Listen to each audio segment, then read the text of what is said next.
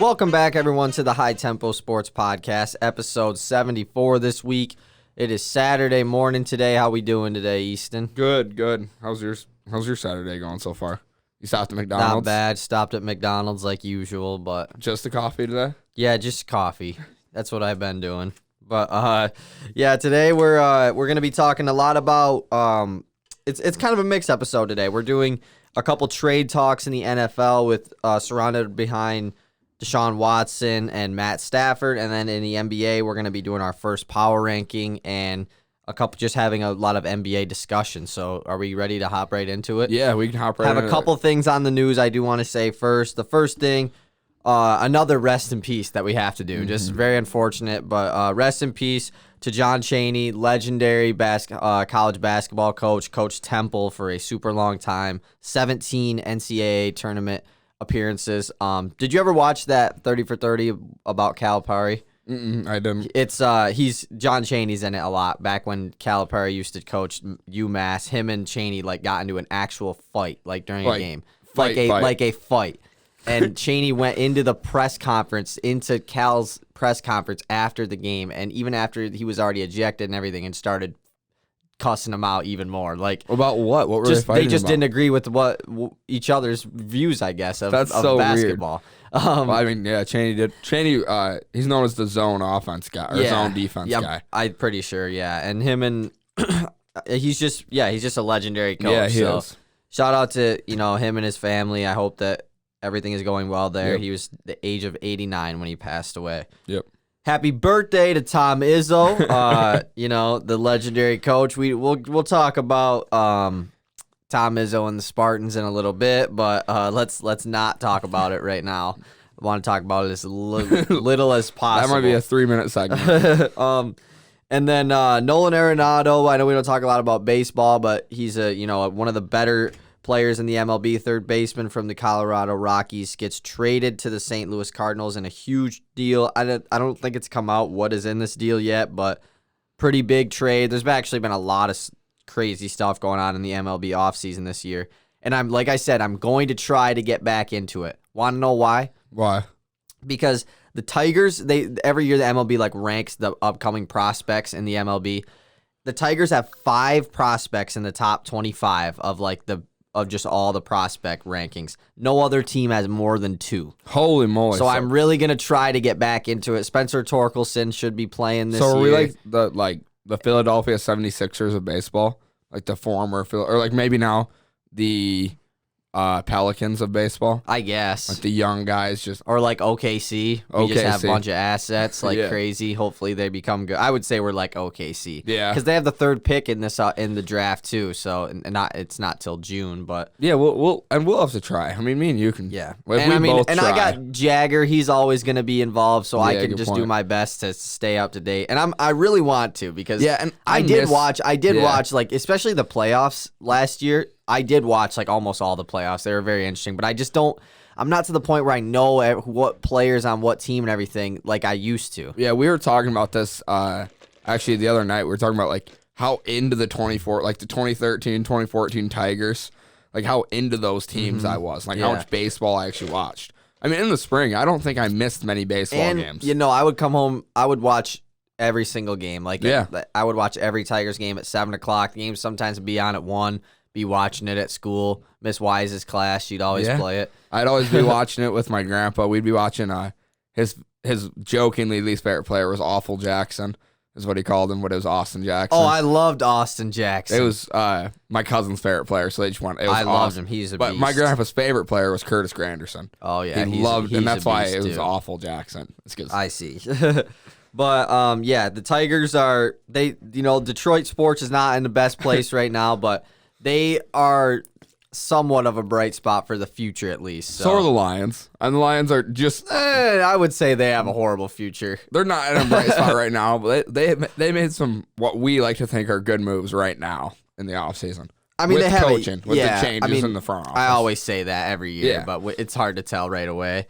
And then the last thing on the news that's kind of going to shoot us into our next topic is Deshaun Watson has officially requested a trade from the Houston Texans. There was, rumors that he wanted out and all this and that, and he confirmed it the other day by officially requesting a trade. And I'm pretty sure the Texans' new GM, or either GM or coach, said that they have no plan to trade Deshaun Watson. They said they have zero interest. A little late there, guy. Yeah, he's gonna get traded. He came out and said, like, we have zero interest in making any trade for Deshaun Watson. And it's like, wait a minute. How is this working? You know, the Deshaun Watson trade situation is really weird because, like, the NFL is a lot different than the NBA, where, like, players in the NFL tend to threaten to sit out a lot when it comes to contract. I mean, we saw it with Dak and Zeke in the past couple of years with the Cowboys, and now this Deshaun Watson situation. I mean, if they decide we're not going to trade him, because again, they don't have to, just because he requested a trade, there's nothing in his contract that says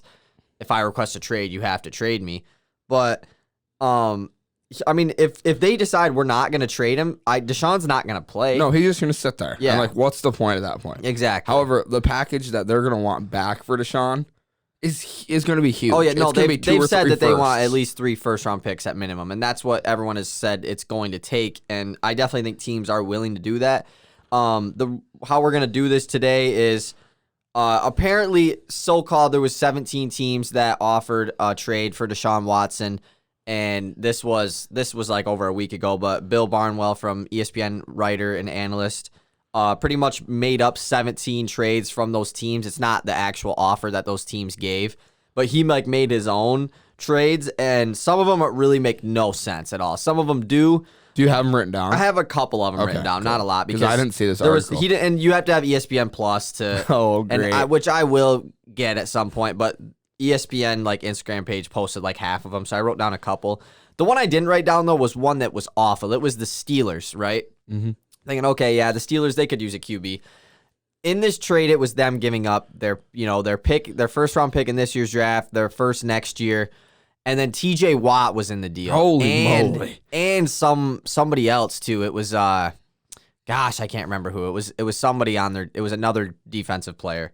But like, I wouldn't trade TJ Watt for Deshaun Watson straight up. Me I don't either. think. Yeah, would you? No, TJ Watt is unbelievable. Yeah. Like, he was at one point MVP conversations. And it's just, or not MVP, Defense Player of the Year. Yeah, and he still could win it because he was on the Steelers were the best defense all year for most of the year. At the end of the year, it changed a little bit, but I don't know.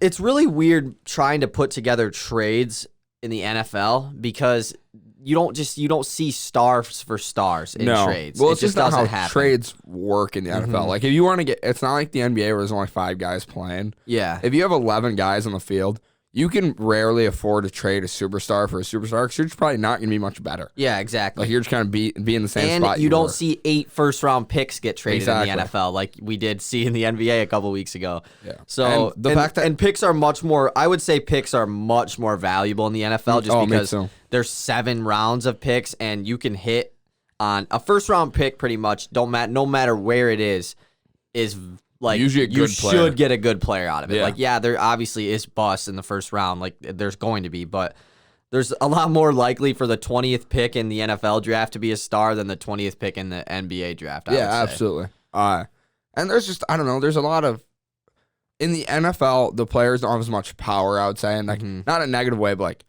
like, we see players literally just sit out if they don't get the contract they want. They can't just say, like, Anthony Davis demands a trade.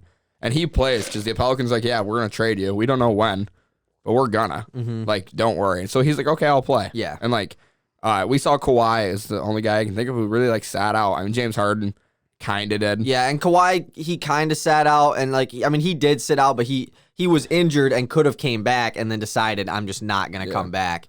Scottie Pippen is a guy who sat out. I mean, he didn't sit out because he had surgery. And that was a contract situation. And, you know, this whole Texans Deshaun Watson situation is really, we don't know everything that's going on behind the scenes, but obviously it's not good. Many Texans players have come out and said that they are on Deshaun Watson's side of everything. They don't blame him for requesting a trade. The Texans organization now is going to lose 2 absolute superstars in back-to-back off seasons after trading DeAndre Hopkins last year.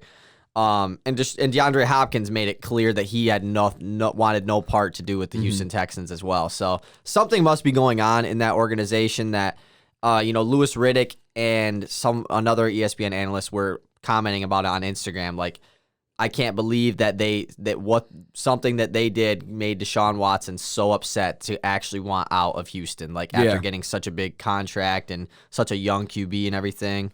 Well, I think that the players backing up is a really good thing because we might see like players have more power in the NFL. Because I think it's a good thing and a bad thing about the NFL or the NBA where players have so much power. Mm-hmm. So like players backing him up might lead to like more like okay, you're not like seriously, this is messed up. And the NFL is definitely changing to a player empowerment league. You know, the players definitely have a larger voice than they did which I think is a good years thing. ago. I think it's a good thing too. Obviously, I wouldn't like every single player to just be like, all right, I want to be on that team. Exactly. Like, where it gets to the point where you get to pick what team you're on, if you're not a free agent. The good thing is there still is cap. Like there still is a cap. Yeah, exactly. Like I didn't realize, like this is something that Jagger told me last night.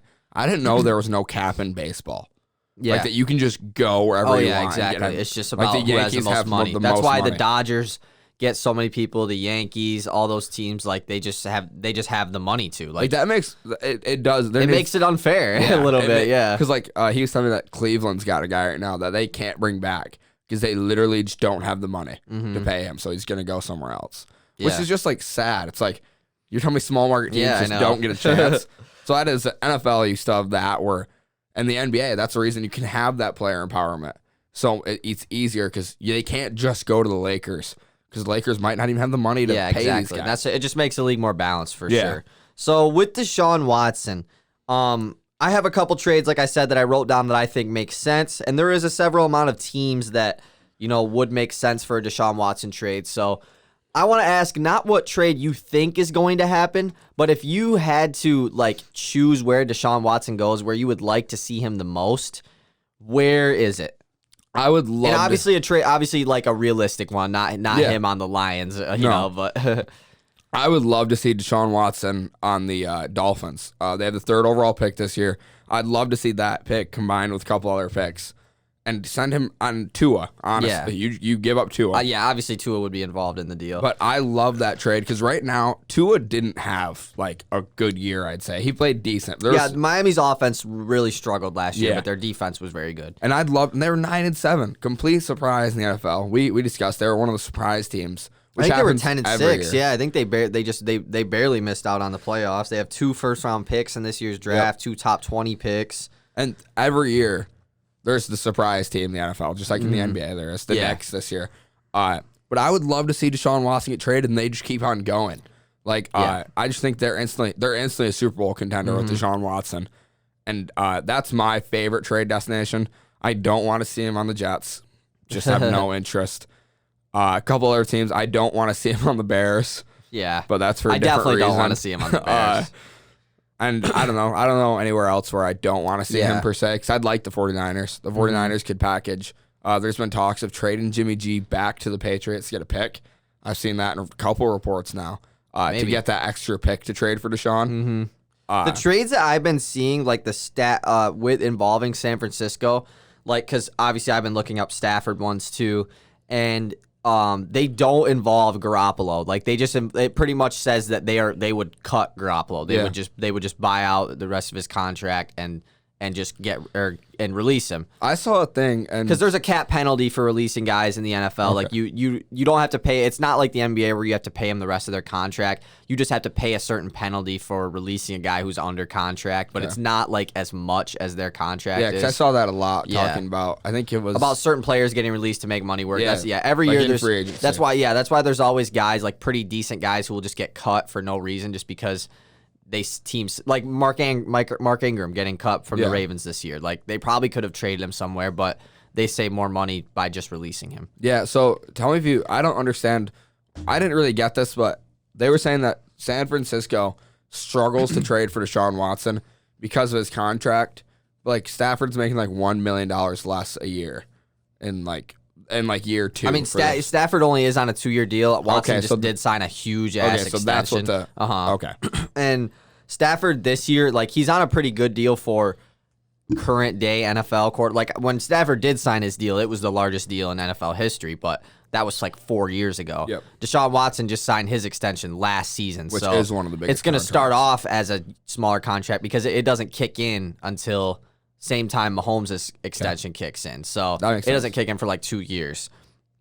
But for me, where I would like to see Deshaun Watson, honestly, I would kind of like to see him with Carolina. I think that would be a really good fit. There's been a lot of talk because, you could throw Bridgewater in the trade, and it's definitely not a bad quarterback to at least Houston can use for the year unless they want to draft someone at pick 8. I'm pretty sure that Carolina has pick 8. I'm a fan of that. I've seen a couple trades, though, where they throw in a couple of their young defensive players like Jeremy Chin, who was a fantastic rookie this year. I wouldn't do that. Brian Burns, too, a fantastic outside edge rusher. Wouldn't throw him in the deal. I just think young defensive players are too valuable. Me too, because they can grow and just a defensive especially player. attaching picks with them. Yeah. It's just it's not worth it in my opinion. We've seen teams with great offenses and decent defenses just not be enough. Yeah. You have to have a stellar offense to do it.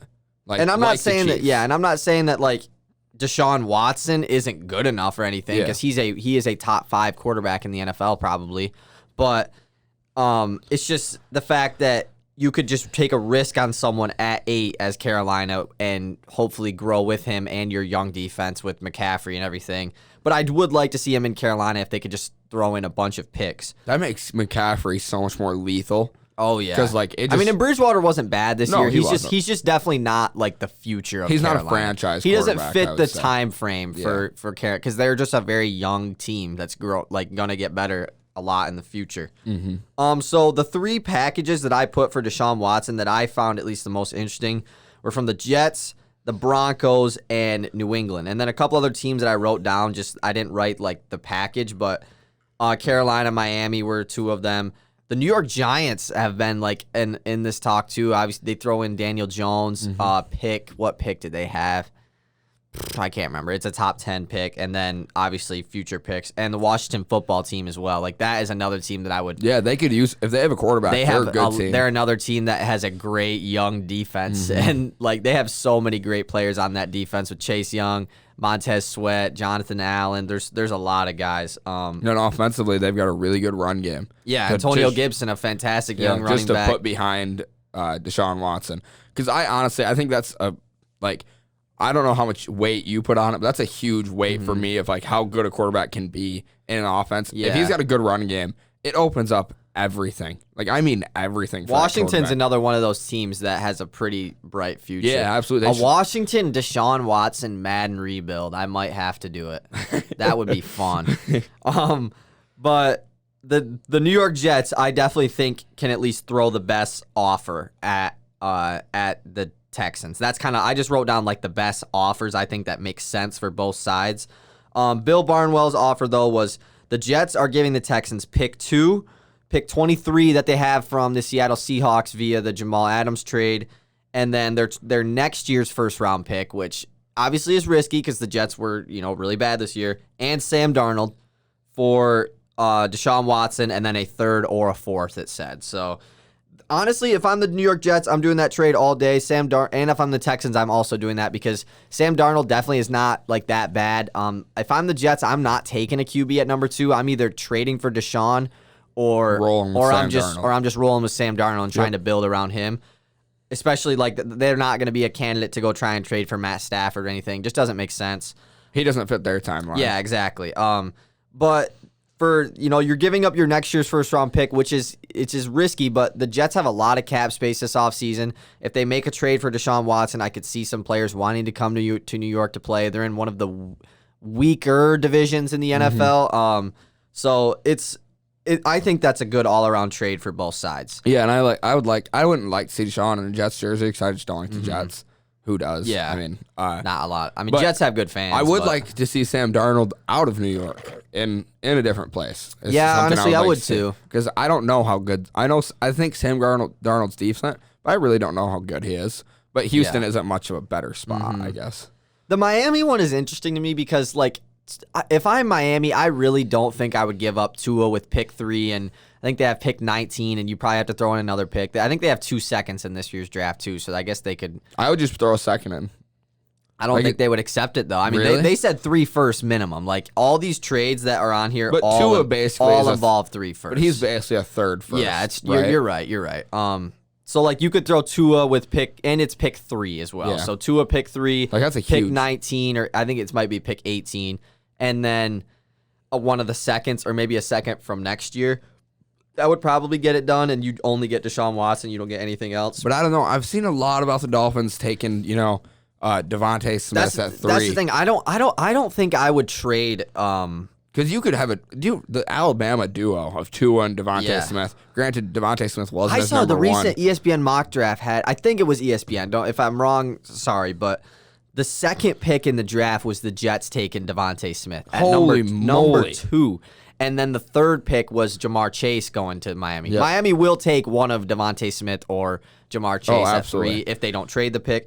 I don't think I would trade that. If I'm Miami, I think I would just stick with what I got. Even though like Deshaun Watson with Miami is awesome. Like it would just because they're only going to be getting better. But you like, still have to go out and get a wide receiver. Exactly, and they're losing a lot of assets. Like just getting rid of all those picks. Like they made moves to get all these picks, and I don't know, just giving Houston their pick right back is just kind of like. And I think Tua fits the timeline so well. And I mean, Deshaun. It's not that Deshaun Watson doesn't, but you can just grow with Tua, and they're gonna go get some more weapons for him this offseason. Yeah. There's not only do you don't have to draft Devontae Smith and say that's fine. Like there's plenty of wide receivers in this free agency class. Not like you don't have to go get a stud, but just go get another guy to pair with him and Devontae Parker. T.Y. Hilton. Mike Gesicki is a great young tight end. Yep. And their defense, like obviously, is really good. They do need some help in the backfield as well. And whether it's Jamar Chase or Devontae Smith, they have a good first 4 games. I'm probably getting a cool Dolphins jersey. Yeah. Like it's just going to be sick jerseys. They're just nuts. I really hope Devontae Smith goes to the Dolphins. Yeah, it'll be cool just because Tua and him back together. Granted, like I said, Devontae Smith wasn't his number 1 option in Alabama. It was Jalen Waddle. But, like, still, it'd just be cool. It's the connection. Another Deshaun Watson offer that I wrote down here was the Denver Broncos. What they would be giving up is pick 9 in this draft, pick 40, which is their second-round pick, Drew Lock, 2022 first-round pick, and 2023 second-round pick. So they're giving up 2 firsts, 2 seconds, and Drew Lock. So not 3 firsts, but 2 seconds pretty much is 3 firsts. Again, I think for Deshaun, straight up. I think that's a great trade. I would do that if I was Denver because that is a lot. Obviously, you're giving up a lot of draft capital. But Drew Lock definitely is not the answer for the Denver Broncos. He kind of proved that this year, unless for some reason he comes out next year and plays great.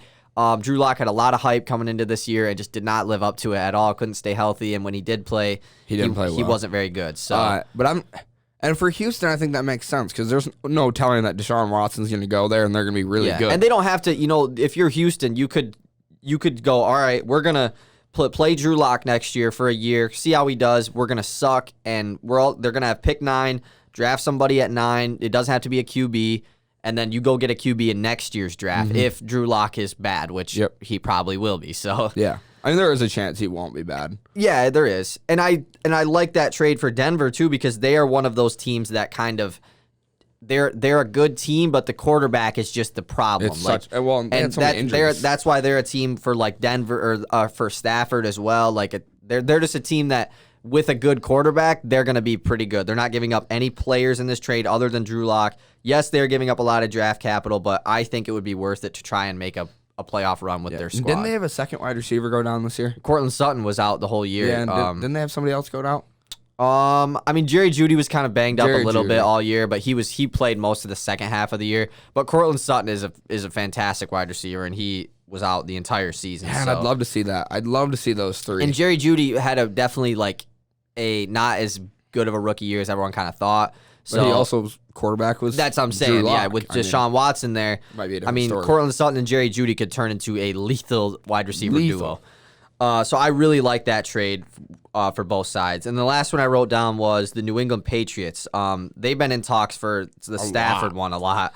But for Deshaun Watson, it is pick 15, their 2022 first-round pick, 2023 second-round pick, and this is where it gets a little the J.C. Jackson, defensive back for the Patriots, great young defensive back. I think he was a Pro Bowl snub this year, was almost led the league in interceptions, I'm pretty sure, and N'Keal Harry for Deshaun Watson. So you're giving up 2 firsts, a second, J.C. Jackson, who is really good, and N'Keal Harry, who isn't bad, for Deshaun Watson. I don't know how I feel about this one.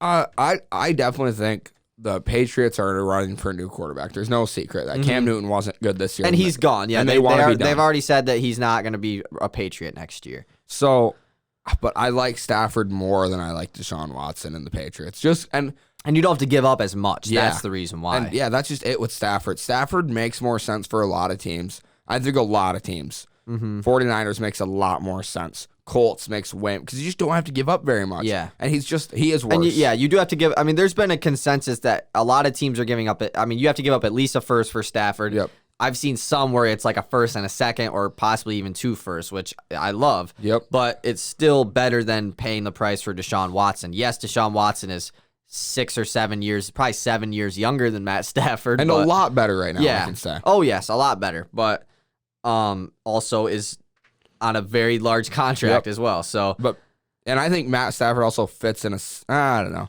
Deshaun Watson can fit anywhere. No, I can't. And the Patriots, they just don't have a lot of weapons for Deshaun Watson, I guess, especially with giving up N'Keal Harry. I mean, their backfield, Sony Michel is all right. They have who played running? Damian Harris was their running back all year. He wasn't bad. But at wide receiver, I mean, you have old Julian Edelman. Who else is on that Patriots wide receiver core? There's somebody that I'm forgetting. I couldn't even tell you. They have Jacoby Myers, I guess. There's just not too many weapons in New England. If Deshaun anymore. Watson goes to the Patriots, I think it limits how great he can be. Just he has no weapons. Like, how different is it than Houston? You know, Exactly. It really isn't. Like, I would like to see him go to a team where he has a weapon, and he's surrounded by weapons that are going to be like younger guys. That's why I like Denver a lot, because Denver, I love two that. great young wide receivers. I like that. So, but the Giants is another one that I would, him and a Saquon duo would be unreal. But the Giants at the same time, I wouldn't mind just rolling with what they have. Danny Dimes wasn't he turned the ball over a lot this year, but second half of the year, he wasn't that bad. He was pretty good. And they definitely exceeded expectations this year. They kind of have a bright future with Joe Judge and everything that he's doing over there. So I would kind of stick with what you're at. But Washington, I wish I would have wrote down the Washington trade. I did for Stafford, but for Deshaun, I wish I would have, because that's an interesting one. Mm-hmm. So anything else about Deshaun you want to talk about? No, we can move on to Stafford. Yeah. But now that you say that, this team in the second, after discussing, I'd love to see him go to Miami. I don't know.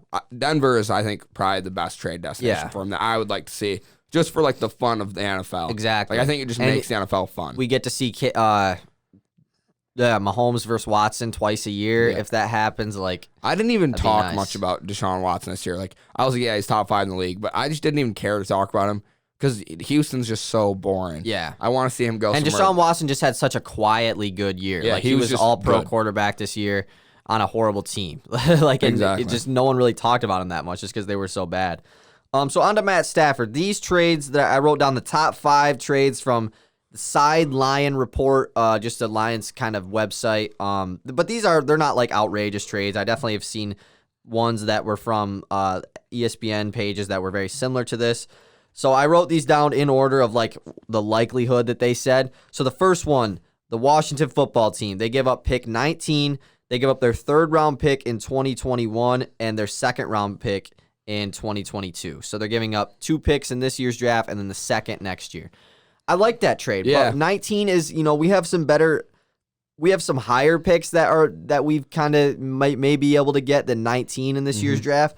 But it just depends on what they value, I guess. Yeah. Do they want to get a first for the future, or do they want one this year? Exactly. And I definitely like that trade. I think it's a great trade, or I think it's a good trade for both sides. Seeing him in a Washington jersey, though, would be so weird. Yeah. Ugh. Another team that isn't on here that I saw something on Twitter today was the Las Vegas Raiders. I would love him in there just because of Gruden, great quarterback coach and everything. It would be awesome to see him there. But I don't know what they would give up. I mean, I saw something that was, if they offered you their 1st and 2nd in this year's draft, would you take it? And I'm just thinking, probably not. I feel like there's better offers that we could get. At the same time, I don't want them to do a Detroit Pistons and think that he's worth more than he actually is and not get the best value you can for Stafford. Yeah. I think you need to get the best value for him, no matter what. But yeah, Washington, like I said, I think that would be really good, really awesome to see him there. Next team is the New England Patriots. This one is pick 15 and their next year's 1st round pick for Stafford and a 3rd round pick. I like that pick a lot because I honestly don't think the Patriots they're obviously better than the Lions, but I don't think they're much different than the Lions. Yeah, and it's pick 15, a little higher than the Washington one. They could suck next year. Yeah, but next year's first is the big one for me. And their defense wasn't very good this year, but they had a lot of guys opt out, a lot of injuries as well. Yeah, so it should be back next year, hopefully. But yeah, I like that trade a lot, and I wouldn't mind. I mean, I just have never liked the Patriots. Like, I mean, I did when I like Belichick. I did when I was really little, but I mean, everyone liked the Patriots when they were really little. Yeah. But it's just like I kind of like seeing them not be good anymore. But if just Stafford, I just don't really want to have to, because like I said, I'm gonna root for whatever team he goes to, but I don't want to root for the Patriots. Me really. either.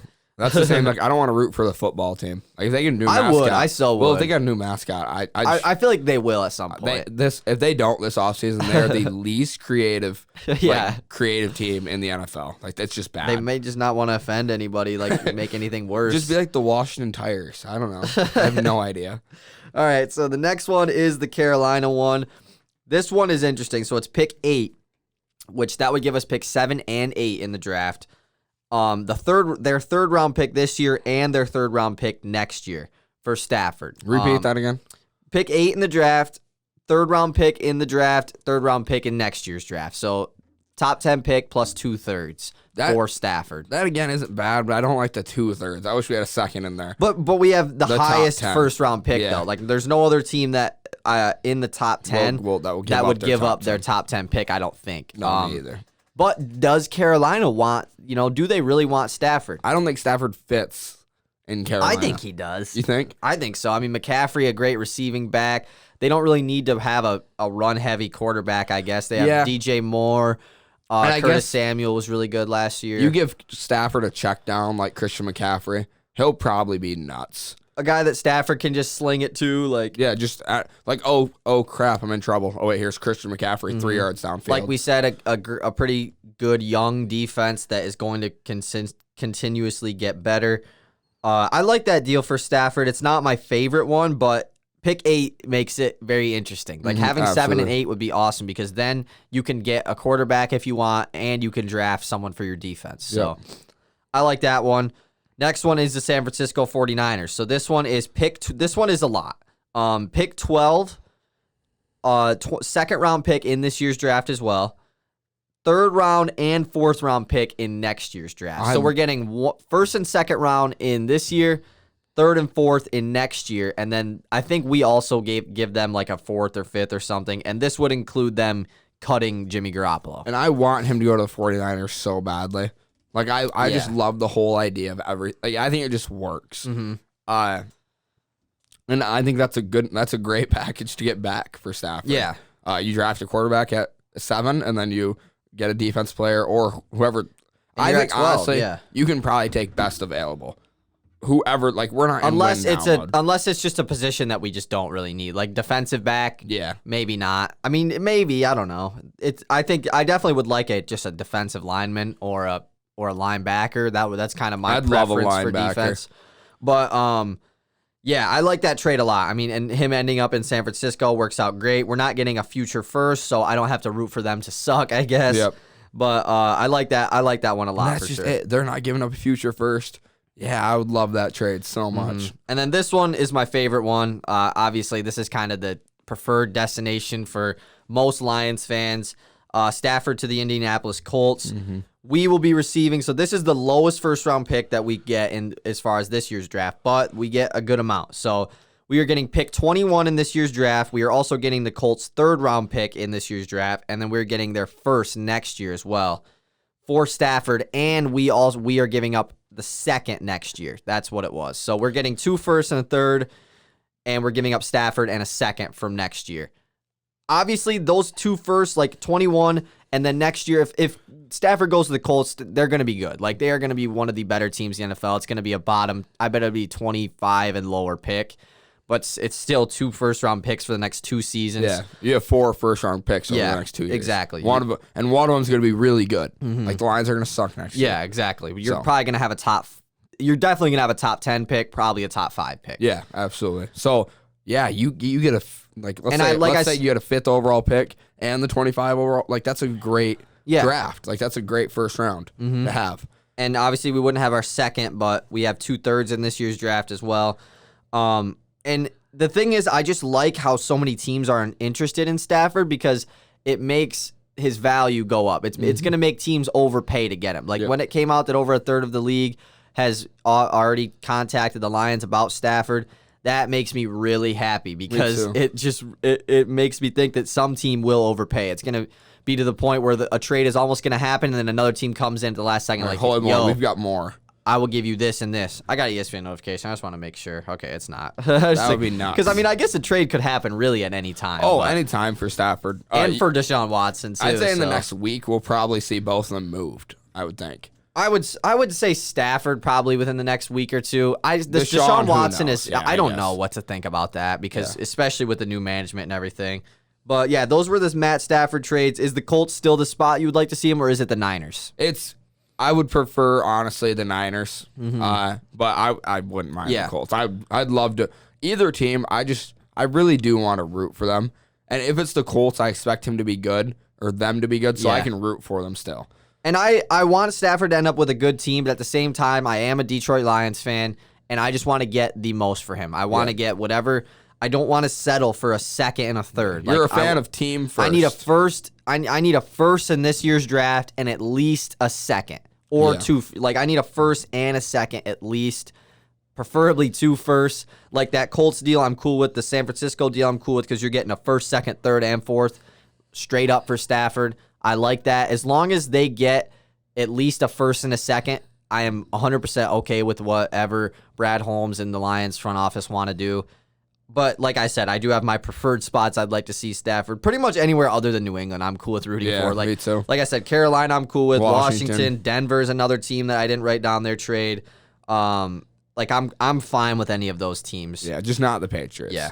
And I'll put him in Washington. I'd like to see Washington. I might do a Deshaun Watson Washington rebuild. Thing is, though, I don't want to get on Madden and start doing that, and then Deshaun Watson get traded to a different team like a day later. What can I even think? Why can I not think of the wide receiver? Terry McLaurin. Yeah. Oh my word. Yeah. He is awesome. Yeah, I like he's that really guy good. A lot. And the Washington has a good future as well. Yeah. So are we ready? Are we good on the NFL? Ready to hop into some college basketball real quick? So I don't want to talk about this for long, but man, Michigan State just absolutely sucks. They're bad. First game in like 2.5 weeks the other night, Thursday night, right? Yep, Thursday against Rutgers. They lose by 30 on the road. Rutgers, one of the better Big Ten teams at home. Rutgers lost a bunch of conference games in a row and then has been kind of winning a couple straight lately. This is a team that Michigan State beat by 20 like 3 weeks ago. So just a horrible loss. Michigan State turns the ball over a lot, and their upcoming schedule just makes it look like we actually might not make the tournament. Yeah, so what's their upcoming schedule? Yeah, so Sunday they play at number 13 Ohio State, and then Tuesday, 2 days later, they play at number 7 Iowa. Holy moly. And then they play, as of right now, I feel like this is going to change because I just don't think it would work out. They play Nebraska. I know Nebraska, they're the worst team in the Big Ten. A day after that Iowa game on Wednesday. Back-to-back games. That doesn't happen in college. Obviously, State missed like 5 games due to, COVID regulations and everything. But the Michigan game got canceled in there. Like they were supposed to play Michigan later on that following Sunday. So I feel like the Nebraska game can get pushed back a couple days because if so, this team will play 3 games in 4 days, which is just too much. That is way too much. So especially for a team that has not been playing, like they're just not ready. Do you know when the last time State missed the tournament? I've never witnessed them miss the tournament. Ever since I've been a State fan, they have made the tournament. It's probably been since early to mid 2000s, probably somewhere between 2000 and 2010. Michigan missed the tournament. Michigan missed it in like 2015. Yeah. But then they like almost won the NIT that year, I'm pretty sure. Yeah, I think they made it to like Final Four. But State just is not looking good right now. 11, like they came out with the tournament rankings, like who's in, who's out. 11 out of the 14 Big Ten teams are in it, and State isn't even one of them. That's insane. Isn't that crazy? 11 out of 14. I mean, it's not going to end up being like that. No. We're still not even halfway through conference play yet. But actually, some teams have played a lot of conference games already. Like Iowa has played a lot. But Iowa lost to Illinois last night in a fantastic game. So I kind of wanted them to win because now they're going to be looking for revenge against State on Tuesday. But yeah, State is just They need to win one of these Ohio State / Iowa games. I don't expect them to win both. They desperately need to win one. They're sitting at 8-5 right now. Yeah. Watching State, they don't have a leader. Like there is not a leader on the floor ever. And it's just that's what we expected Aaron Henry to kind of become. He just isn't. And he just didn't become that this year. And it's really disappointing because I really thought he was going to get the keys handed to him. Joey Hauser has come in and played very well this season, but he just has his games where if he's not really scoring the ball very well, there's not much State can do. Rocket Watts really has been disappointing. I thought he was going to take over as well. He pretty much he doesn't play point guard anymore. He was going to become the point guard. It doesn't really work. AJ Holgard and Foster Lawyer, either one of them two is always on the court with Rocket Watts. Rocket Watts is back playing the two. I'd putting Foster and Rocket both on the floor just doesn't really work. Not really, no. I mean, it would be nice to have. It's just especially just because we don't have a big, so we already are at a size disadvantage. Rocket playing the one would help out a lot because he's like 6'3", 6'4", but then it just gives us a very small lineup, and we do a pretty good job of rebounding the ball, but we just get killed in the paint. So, as far as scoring in the paint. And if Rocket's at the one, his turnovers are unbelievable, how many he gets. But Holgard didn't do much better the other night, and neither did Foster. I mean, those three guards are just turnover Holgard machines. isn't bad, but we just turn the ball over so much, and it's really frustrating. They came out they were down like 12-0 to start this game. And they came back and cut it to like 3, and it was just, but they weren't even playing well though. That's the thing. Like they were not playing good, and they still cut it to 3. They had like they had so many offensive rebounds, but in that first like 12-0 run, they shot the ball like 4 times. I know. Like they would turn the ball over like every time down the floor. And I really don't think defense is the problem for State. Like their defense really is not that bad. Just offensively, they just really struggle. Yeah, and they will go on super large runs where they just cannot score at all. They were clamping. Like there was a time where it was like 25-12, then they got to like 23-27. Like we are undersized, but we play pretty decent defense. Like we don't play the best. Holgard is a great defensive. Yeah, we don't play the best defense, but offensively, it's just a struggle. This team needs to start clicking somehow. I don't know how it's going to happen, but we'll see. And maybe it just doesn't. And I hate to say that, but it might just not. It might just not be State's year. Like this might just be a year where they are not very good, and that for would the first time in a long time. That would suck to see. So yeah, are we good on that though? Anything else? Any other college basketball stuff you want to talk about? No. All right. So on to some NBA talk. Finally, we have our first time we're going to be doing this, our power rankings. But before we get into that, this is going to be a new weekly thing we do. We're going to make a button for it at some point. But high tempo NBA player of the week. So this is just going to be something that we do from by player of the week. I mean from last Saturday to this Saturday. Who has just been? It doesn't literally have to be who averaged the most points or who this is and that. The best. But it's just who is your player of the week. And a lot of times I think it'll just be somebody we want to talk somebody about. you want to show love to, I guess. Yeah. It doesn't have to be somebody who's just like. And my first guy of the week is, I don't think there's any real surprise. It's LeBron. Mm-hmm. I can't not talk about this guy as often as I can. He's shooting the ball. He's shooting 41% from 3. Put up 46 earlier this week, 34, and 22 on almost a triple-double this week. 2 losses, though. 2 losses, which, he also is balling. I mean, he's just shooting the ball so well. It's crazy. I was reading a lot about, like, early NBA dark horses, or early NBA awards, way too early NBA predictions. And right now, there was like... LeBron is the MVP. LeBron is the MVP. And if he wants it this year, he will be the MVP. Like, he's just... Shooting 41% for a guy like LeBron is unbelievable. Obviously, I don't expect him to keep that up. I assume he'll drop to like 38 and just hover right around there all year. But if he shoots over 40%... That'd be crazy. He's probably the MVP. Like, just... I mean, his record's his team's gonna be one of the better teams, like obviously. But he also has not missed a game this year either. Yeah, like exactly. Because I have him in fantasy, and every single game he is questionable, and I never expect him to not play because he always plays. He like sprained his right ankle or had a light sprain like the first game of the year, and every single game since he's always questionable. He does not. I don't know. There's something about LeBron that is odd. Because he's not like the other guys in the league. Mm-hmm. He is, and I know this is corny, but he's built different. He said he doesn't get tired. He said it the other day, like, I don't really get tired ever. It's kind of weird. And, like, he's never just, like, sitting out. He's just like, I'll go play. Like, I'll go drop 20. And he doesn't have to play great. He knows that he can Yeah. just go out there and just kind of coast. It'd be nuts if he won MVP at age 36. Yeah, year, 18? Year 18, yeah. Like winning his 5th MVP would be nuts. And then to win a title on top of it. I feel like if he won MVP and like won it all this year, went back-to-back with the Lakers, finals MVP, I feel like that point he is, to the people who still think Jordan is better, which obviously I don't disagree with. Yep. I feel like at that point it's like, all right, but people would still say he has 6 rings over 5, so maybe not. But 5 MVPs is Back to back, 5 winning MVP at 36 in the 18th year, like with such a loaded NBA talent that we have now. And like winning a ring this year, like people literally call out his Mickey Mouse ring last year. Like that's a thing, and it's probably the worst argument I've ever heard. Like you could make the argument for the complete opposite reason. That exactly. It's the most difficult ring ever. And that's what a lot of guys, like Damian Lillard said, it was the most difficult because it was so easy. Like everybody could go off in the bubble, and that's why it was so hard to win the ring, because everybody played amazing. Yeah. I mean, not everybody, but he said a lot of guys who weren't usually playing well played well. LeBron was a guy that I was thinking about for Player of the Week, but I kind of knew that you were going to pick him. I didn't want to pick the same.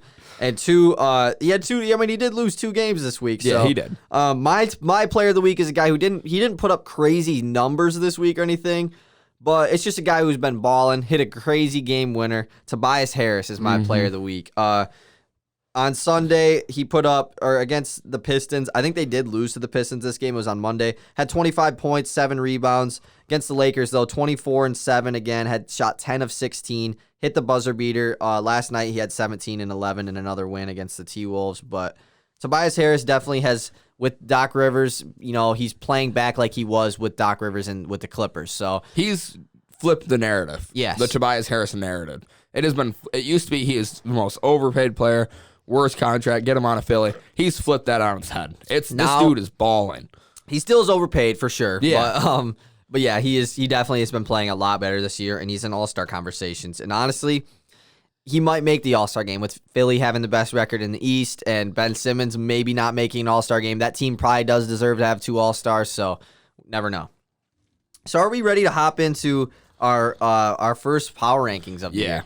So this is hard. I will give a quick disclaimer. Me and Easton both made our list yesterday, like during the middle of the day before any of the games last night. So this does not include the Pelicans absolutely killing the Bucks last night. Lonzo Ball hitting 7 threes. That is not included in here. So I know it's a little weird, but I feel like from when we do these, eventually we'll start doing them on Wednesday, just because we do those podcasts that same night. Yeah. So, and I still haven't seen. I don't think I haven't watched every team in the league this year yet. Like I've watched most teams, so at least highlights for each team. But right now, I can't be too argumentative about my list versus your list because I just haven't seen enough to really believe something firmly yet. Yeah. And it's so early in the year. And it's a lot tougher than doing NFL power rankings because there's only 1 game a week in the NFL. Yeah, and it's easy to judge teams. Like it's just weird in the NBA because one night this team could look so good, the next night there's a guy sitting and they just play so much. Like the Pelicans, like they've just been so bad all year,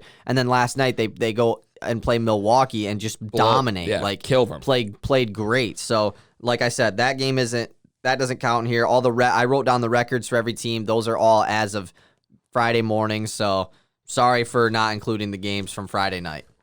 So are we ready to hop into it? Yeah. Number 30, who do we got? I think we might have 2 different teams. I have the Wizards at number 30. I also had the Wizards at number 30. 20, I don't need to... the Wizards are... I do want to talk about the Wizards for a sec.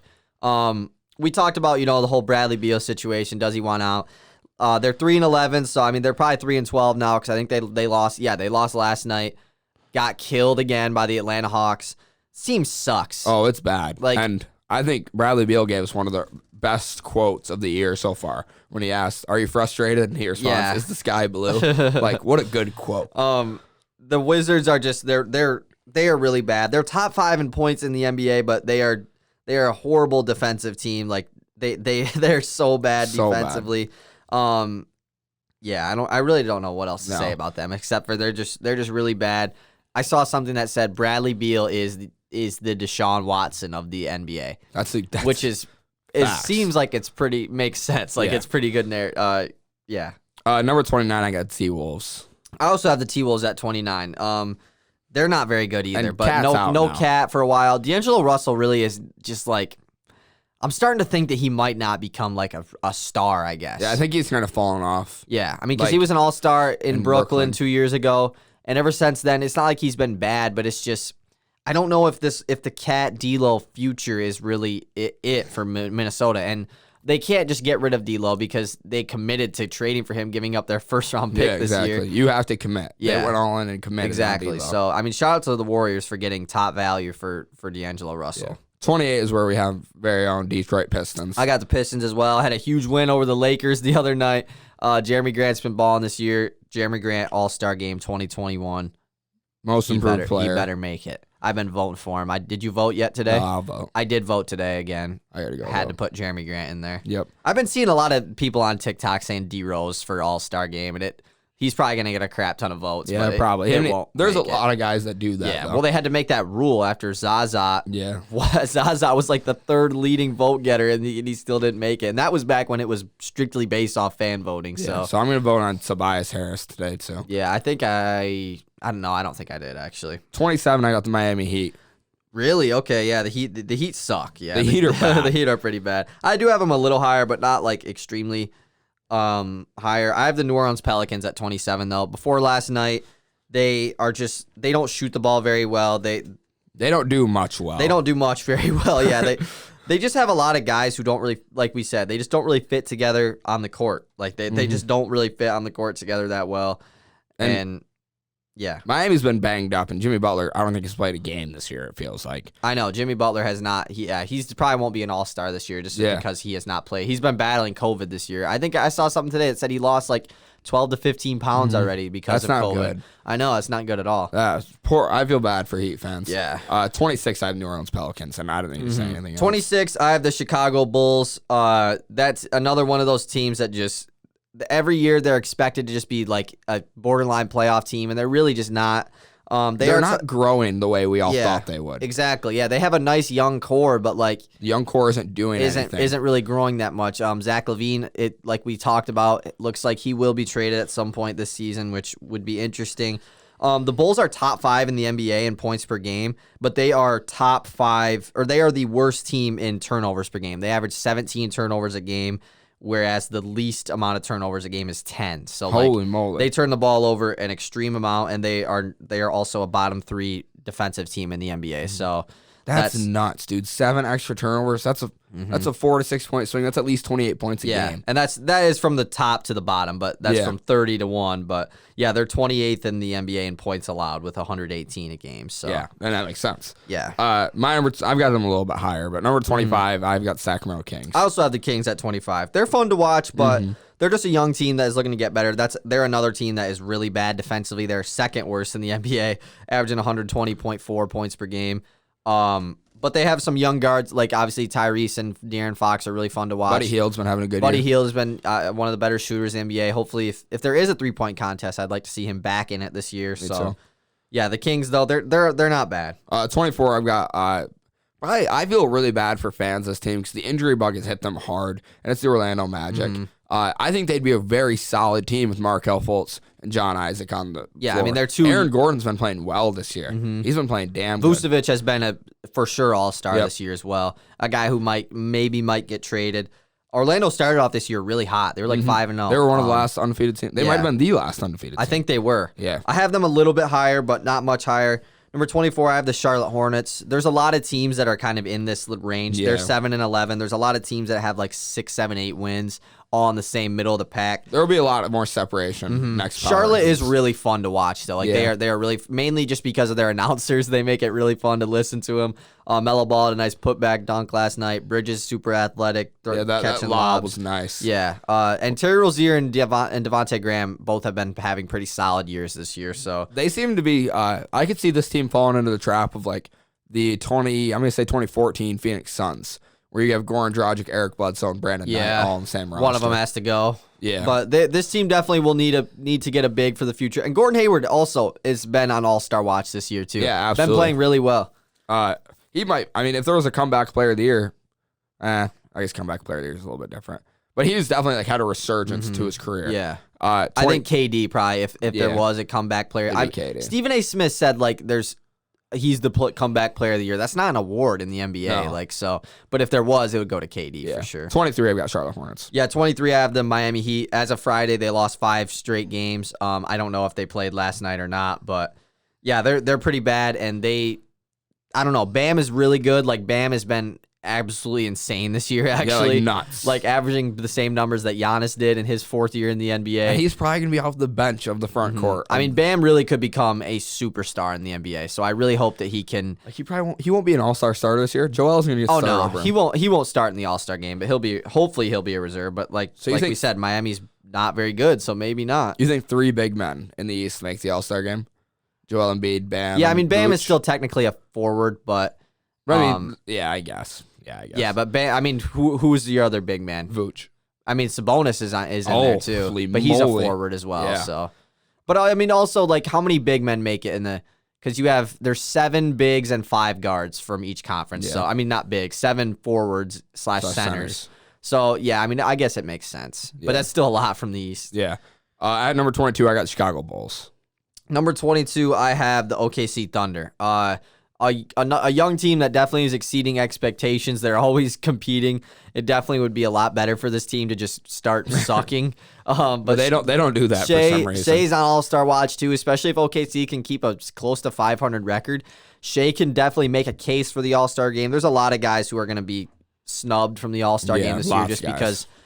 Yeah, they're just the NBA is so deep nowadays. Yeah, it is. Every team has a good player deep. almost. Like, Shea has been balling this year. And OKC, there was something that they ranked really high in this year. Let me see. Oh no, point differential. They're bad in. They're the third worst team in point differential, -6.1. So that means they get blown out when. If they I would lose. have seen that stat, I would have put them a little bit lower. Yeah. But I have a little bit higher. I didn't write down all the stats that you did. 21, I got Toronto Raptors. 21, I have the Orlando Magic. That's where I had them. I don't really need to talk about them anymore. Raptors haven't been good this year. Just straight up are not good. And they've been playing better than they did. Like, they were up to 7-9 after a horrible start. Then they lost 2 straight out of nowhere. So this is a team that literally might not have any All-Stars this year. Siakam is definitely going to probably make it, but I don't know. If he doesn't, it wouldn't surprise me at all because they haven't been good. I definitely still expect Toronto to be a playoff team by the end of the year, though. 20, I've got the surprise team in the league, New York Knicks. Right now, they're the 8th seed in the Eastern Conference, fighting to stay in the playoffs at this point, which is nuts. I got the Raptors at 20. Okay. 19, I've got the Dallas Mavericks, who just haven't been playing very well this year. KP is a guy that I like to talk about. Like, I was talking about him last night. Something has happened. Like, since his injury, he's not the same Kristaps we used to know. He's not as aggressive. He doesn't take charge in games.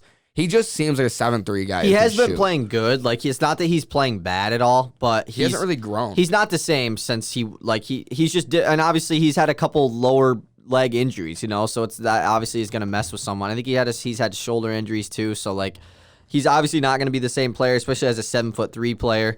But he still has been good ever since he's come back. Fantasy wise, he's actually been doing pretty good for me, but. Dallas has underperformed 100%. A lot, like badly. Yeah, like, I have the Knicks at 19 though. Okay. They had a huge win against the Cavs the other night. Emmanuel Quickley is pretty good. Yeah, at 25. He definitely needs to start for that team. It's crazy that their late first round pick hit and Obi Toppin. It's not that he's been bad, but he just hasn't. I thought Obi Toppin was going to come in and probably be the rookie of the year just and it's because hard, but Julius Randle's been balling. Exactly, yeah, and they play pretty much the same game, so they can't really be on the court together. Yeah, how many opportunities does Obi Toppin really exactly. get? I just figured Obi Toppin was the most NBA ready rookie out of all of them just because of his age and his experience, but Quickly has been really good for the Knicks. I know I think this is gonna be a big man loaded All-Star game because Julius Randle's gonna make the All-Star game. Maybe. And he's a forward / He center. probably will. Yeah. It depends. It just depends on how because we got to remember the All-Star game isn't for at least good point. Isn't for over a month. Yeah, so. 18, I've got the Oklahoma City Thunder. Okay, 18, I have the Houston Rockets. They've been balling lately. I wanted to put them a little bit higher, but I still think a couple different teams who are doing worse are just better. They just haven't been playing well. But Houston definitely, ever since the James Harden trade, has been playing pretty well. Oladipo's been doing his thing. Boogie's starting to ball again. Christian Wood obviously is another guy who's an all-star talk, most improved player talk. And yeah, the Rockets they're doing better than I thought they would be doing. Yeah, and Oladipo's been playing pretty solid. Yeah. 17, I got the Rockets. So 17, I had Dallas. So I mean, Luka has been putting up crazy numbers, but they've been losing a lot of the games that he like the other night. He put up like 36, 15, and 14, and they lost. He can't do enough. Yeah, it's really odd. 16, I've got the Atlanta Hawks, the deepest team in the NBA. 16, I have the Memphis Grizzlies, the team they have missed the most games in the NBA. But ever since John Morant came back, they went on a run. They're on a 5-game winning streak right now, and obviously they canceled like their next 4 games like a week ago, so they haven't played in like over a week now. But when they were playing pretty hot. John Morant, if he didn't get hurt, I think he still could make the All-Star game because he didn't miss that many games. But this team is just playing well with so many injuries. Valanciunas has been out. Jaren Jackson obviously has not played a game yet this year, and they still play pretty well. So Memphis has they have one of the better futures. In the NBA. Absolutely. Well, it's so bright with how well Young they've been playing cores. without anybody, with so many injuries. And the Hawks are a team that have really surprised me this year. I thought they'd be a top 5 seed in the East. They are not very good. Yeah, and they're another team that injuries have just not been. But they're built helping. for that. Yeah, I mean that's true. true. That's just what's so different. Is they are so built for injuries to happen. Yeah, that's true. Before Bojan got hurt, he wasn't playing well. Chris Dunn has not played this year. Rondo missed a lot of time. Gallinari has barely played this year, and even when he's been healthy, he doesn't really get much minutes. He plays like 15 to 20 minutes, mainly because he's been hurt. Tony Snell has been hurt. He's a guy who plays a decent amount for them. Okongwu just started playing like a week ago. Yeah, that team definitely has been just not healthy. Yeah, and number 15, I have the Memphis Grizzlies. I have Atlanta at 15 as well. DeAndre Hunter has been the bright spot for that team. Cam Reddish had a good start to the year, kind of slowed down a little bit. I think it's mainly because DeAndre Hunter has become so good. But it's really nice to see DeAndre Hunter playing as well as he did because I didn't want him to be a bust, I guess. Yeah, me either. I was really rooting for him coming out of Virginia. And he just seemed like a lot of people thought that was a reach. It might not be the greatest it was like a pick in the Patrick world. Williams last year. Yeah, and it was like same pick as well. So number 14, I've seen that also has underperformed. The Portland Trailblazers. They got hit with the injury bug again. Man, it sucks. It sucks, wearing the man. Portland shirt. Shout out to Portland, man. Shout out Portland. Shout out Portland fans. Shout out Damian Lillard. I feel bad for them because they just cannot stay healthy. They built the team. They built the good team around Damian Lillard. They've done everything right. They just can't stay healthy. And it sucks because Portland fans shouldn't be mad at anything. They should be mad that players are getting injured. Like, if I was in Portland's situation, I would be so happy. I would just be so upset though, with just all these, there's just nothing you can do with the injuries. Yeah. CJ and Nurk will be back, which is good. They should be back CJ will be back in probably over a month. Nurk will be a little bit longer, but they both will be back for a playoff run as long as they don't get injured again. But Portland is a team that I definitely would see probably trying to make a trade at some point just because to add to their depth in case another injury happens. Because other than Lillard, I mean, Gary Trent has been playing better, but they don't have a lot of scoring options with at least guys who can score consistently. Yeah. I mean, Melo is going to, get some buckets, but Covington really hasn't impacted this team as much as I thought he would so far this year. But, I mean, he's a defensive player, so. Are they your 14?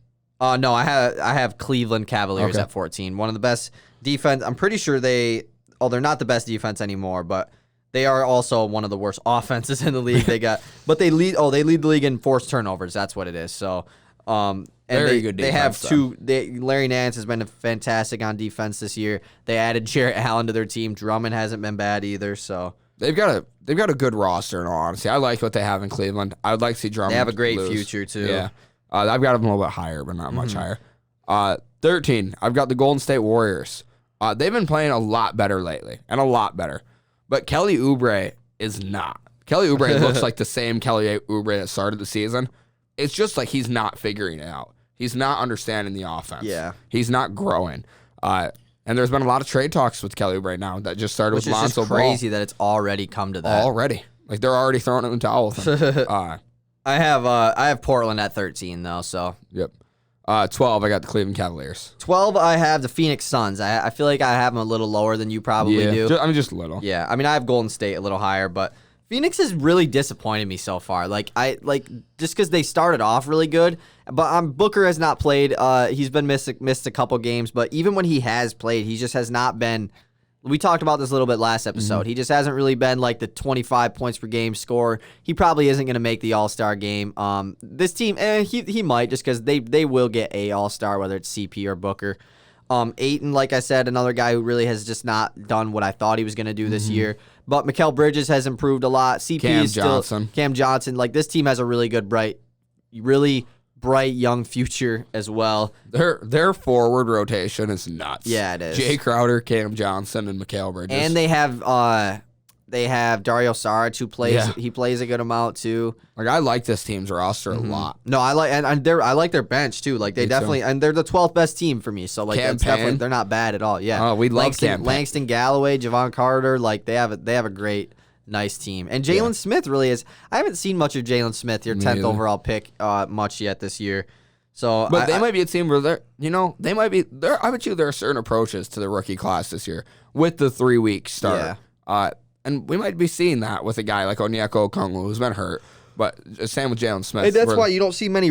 There's no rookies averaging 20 points a game this year. There's no rookies getting 35 minutes a night. Just because. There's a reason. Yeah, they're just not. They didn't have the time to get ready for it. Yeah. 11. I've got San Antonio Spurs, the surprise team in the NBA to me. Yeah. They are so good. DeMar DeRozan has completely flipped the narrative. He's a good player at the 4. He works there. Yeah, and it's like, it's not really even he is the 4. He just is out there with a bunch of guards. Yeah. But this team has another one of those. I also have the Spurs at 11.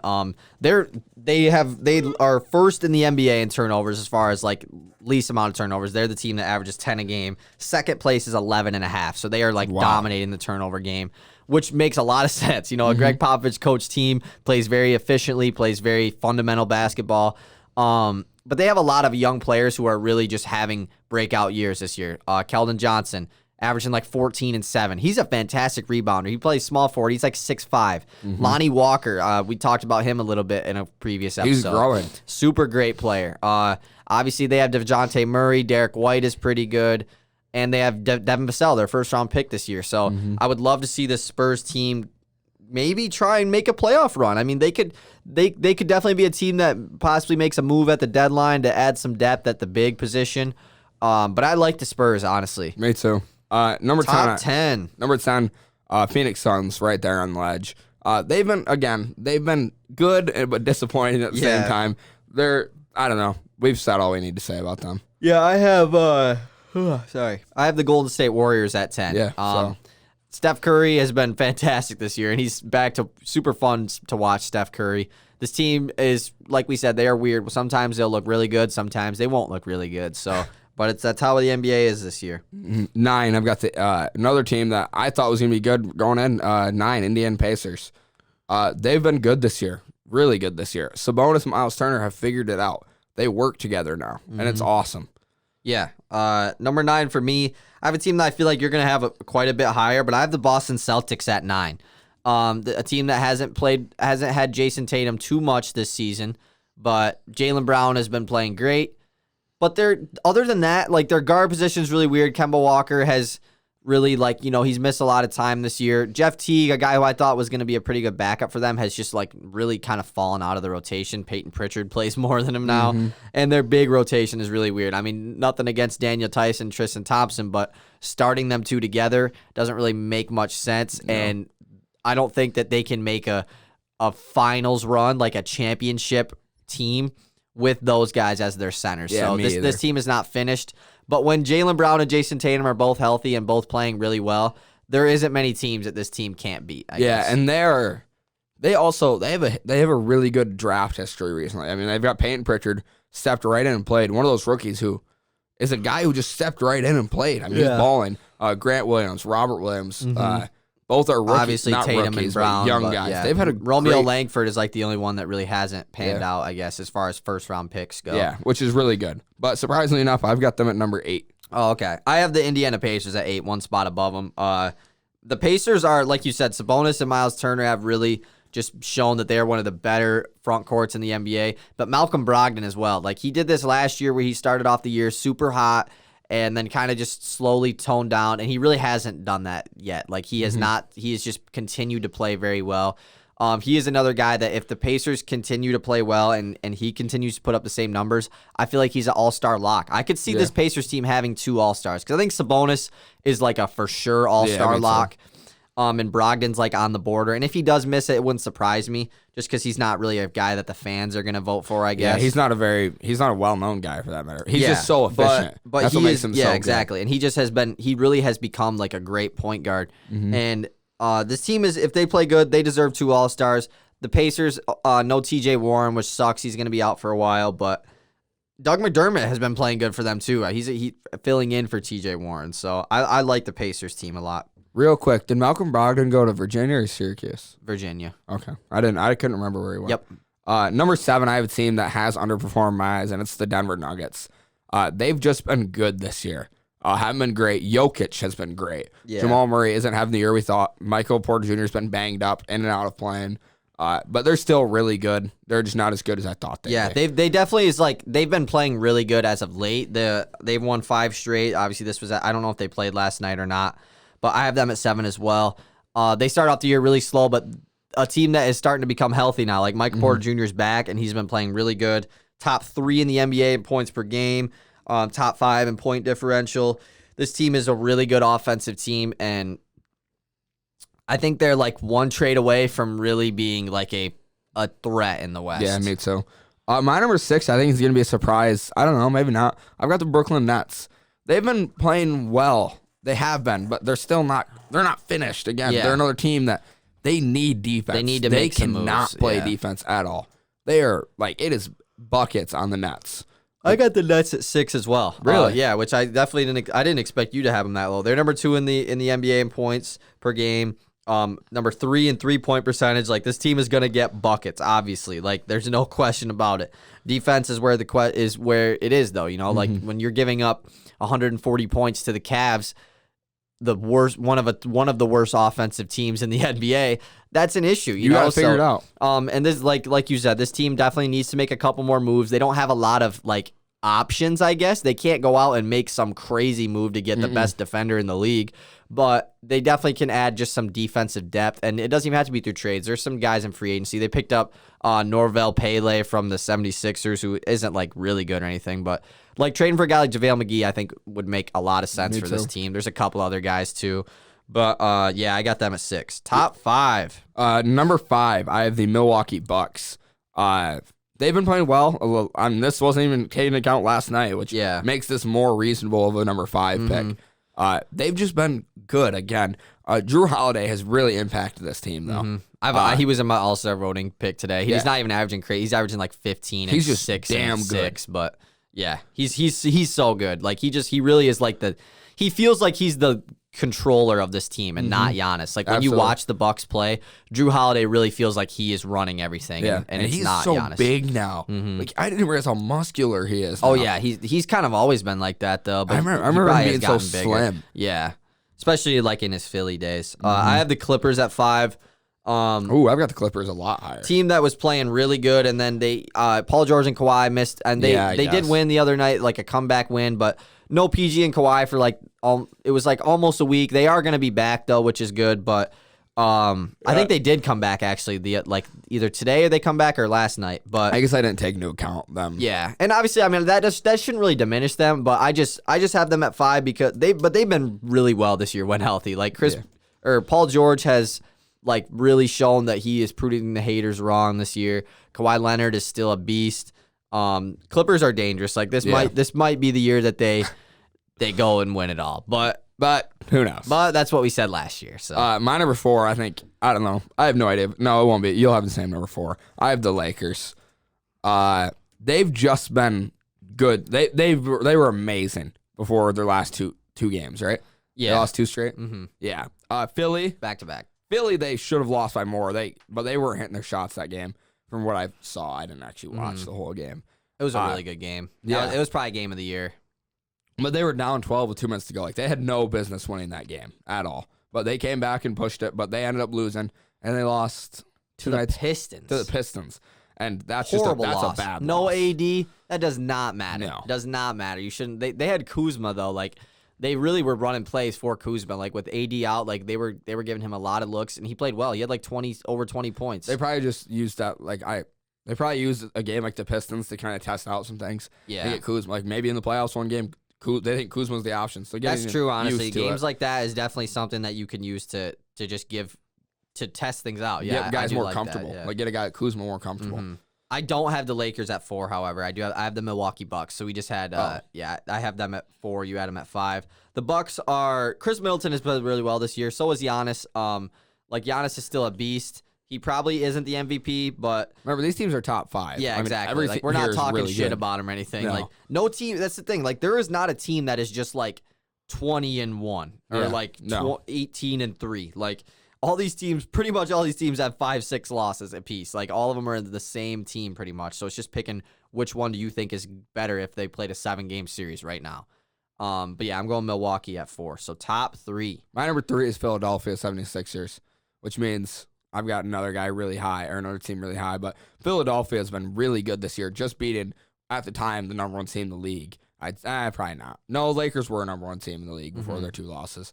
But they played really well against the Lakers, really well, and they were 5-5 before playing the Lakers, and they turned it around and beat the Lakers. So I've got Philadelphia at number 3. I have the Lakers at number 3. A team that I would have had at number 1 if we did this on like Wednesday or just before Philly game. Yeah, just before the Philly game.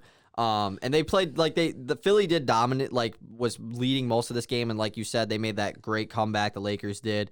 LeBron he dropped almost 40 in that game. But this team was one that, like I said, I would have had higher, but just the week that they had this week, I couldn't put them at number 1. Yeah, absolutely. My number 2 is a team that you put at 5. Mine is the Los Angeles Clippers. They haven't played with PG and Kawhi in a while. I didn't even really think about that when I was making this list. And if I would have had them lower. But with PG and Kawhi, this team is really, really nice. Oh, yeah. And I feel like I'm going to, I discredit them a little bit, having them at 5. When we make our TikTok, I'll probably switch them and the Bucks with 5 and 4, especially after the game last night with the Bucks. But my number 2 is your number 1, the Utah Jazz. Man, the Jazz, I'm just saying it right now because obviously it's obvious who you have at 1. My number 1 is the Philadelphia 76ers. Yep. I put them over the Jazz because of their big win against the Lakers. But the Jazz are nice. They've won 11 straight. Yeah, they've now won 11 straight games. I'm going to say this right now. My 6th man of the year prediction is spot on. Jordan Clarkson is cold. I might get a Jordan Clarkson jersey. Man, did you see that nice size up pull up move that I tweeted last night? Jordan Clarkson is a bad man. He is so fun to watch. He literally plays like Bradley Beal. He shifts everybody. They had no Donovan Mitchell last night. Yeah. And Clarkson still came off the bench, but he's obviously going to play big time minutes. What a great re-signing it was for them to bring him back on a big deal. It was a larger deal for a guy who's going to come off the bench, but this Jazz team was a team that I'm pretty sure I had them as like the 8th seed in the West this year, maybe the 7th seed, pretty low, and they have been absolutely balling. What do you got to say about them? They have been 11 straight is 11 straight at any point. I could not put them in the number 1. They knock off the Mavericks last night without Donovan Mitchell. I mean, Mike Conley is playing well. Jordan Clarkson, Mike Conley really has done what we want him to do last year. 6th man of the year, they have Jordan Clarkson. Rudy Gobert is still a really good defender. 29 and 20 the other night. Like he is nice. I don't really know. I don't want to call him nice. I don't like he's good. He'll be an all-star. He is. They'll have 2 all-stars this year again. Well, they have to. I mean, actually, I don't know. Donovan Mitchell has been missing some games, but Gobert is gonna. Is he though? Because they pretty much just gave it to him last year, just because he has to make one at one point. Like he doesn't put up the stats to it. He just is a super impactful player. Yeah. So he probably will, just because they're so good. But I like seeing the Jazz win. I like Jordan Clarkson. He's one of those guys that if we were making a 2K player, we'd build him like Jordan Clarkson, like campaign. Yeah, the same way. Yeah, for real. And so I like Jordan Clarkson. I'm glad this team's winning, but I've got him as the number 1 team in the league. Yeah, and I have Philly at number 1 over them just because if I literally just had to pick what team I think is better and would win, like if this was the NBA Finals right now, I'm taking the Sixers. That's just it. All 4 teams in the top 5 that are lower than them, I picked them in a 7-game series. Well, then why is Utah number 1? Because they're balling right now. Yeah, no, I get what you're saying. They're 11. Yeah, and I just have Philly, and Philly is a team that it really kind of just depends on Ben Simmons, really, and obviously depends on if Joel Embiid is healthy. Because when Embiid has played, he's been probably the MVP of the league. Yeah, absolutely. He just has missed a couple games so far this year. Tobias Harris is playing really well. Ben Simmons, Seth Curry is the most efficient player in NBA history. So he's shooting like 53% from three this year, and it was really higher than that. But he hasn't been shooting them as much as of late. Danny Green has had his games where he's played really well, and obviously Tyrese Maxey playing well. Who was the guy I want? Oh, Matisse Thybulle, legit. Like it is actually crazy how good at defense he is. Watching the 76ers this year, I've caught actually a good amount of Sixers games, and especially in the one against the Lakers. I really don't know if I could name a perimeter defender at least that gives as much effort on defense as Matisse Thybulle. Like he is actually like a really good defender. Oh, and like he's definitely, so long. he needs to be all defensive team this year. I mean, probably second team, but because he gets blocks too. Like he's so fun He's to like watch. 6'7", right? He's a really valuable piece. Like yeah, absolutely. Like I'm happy that Philly didn't make that trade for Harden and everything because they have Maxey and Thybulle are really important pieces to this team. And this whole team is just working. All of a sudden, this team has just found the way to work, and they are. Yeah. Ben Simmons doesn't even feel like Ben Simmons this year. And that's the thing. Like Ben Simmons does need to play better, but at the same time, Does he? Does he? Yeah. Like maybe his role in the NBA is just 15, 9, and 8 with 2 steals and a block. Exactly. Being one of the best. Maybe he doesn't need to court. average 20 something. Maybe he needs to be like Draymond. Yeah. Maybe he needs to take that backseat role because he is a better defender than Draymond is. He doesn't have the deep voice, but like. I mean, right now he is. Right now he is. Not and, prime Draymond, but right now, yes. Yeah, and that's just Ben Simmons is such a different player, and maybe this is his role in the league. I mean, like you said, being the guy who just I'm gonna go out and get fast break dunks, fast break passes. Yeah.